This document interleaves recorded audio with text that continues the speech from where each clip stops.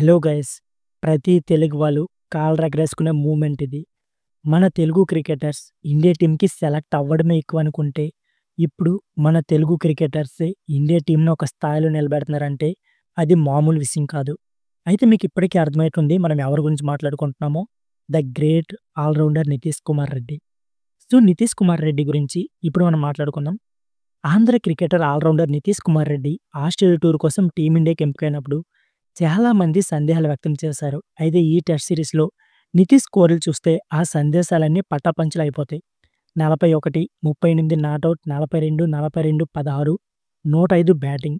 ఇవి మనవడి బ్యాటింగ్ గణాంకాలు. బౌలింగ్‌లోను కూడా తన వంతుగా 3 వికెట్లు తీశాడు.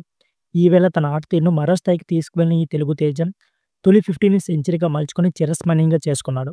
కాగా 50 సాధించిన అనంతరం నితీష్ కుమార్ రెడ్డి 'పుష్ప స్టైల్‌లో తగ్గేదేలే' అని బ్యాట్‌తో సెలబ్రేట్ చేసుకోవడం అందరిని అలరించింది. కామెంటేటర్లు కూడా 'పుష్ప' అంటూ వ్యాఖ్యానించారు. ఇక 'నితీష్ కుమార్ రెడ్డి' అర్ధ సెంచరీ సెలబ్రేషన్‌పై 'పుష్ప' అలాగే 'పుష్ప 2' చిత్ర నిర్మాణ సంస్థ అయిన మైత్రి మూవీ మేకర్స్ అయితే స్పందించింది.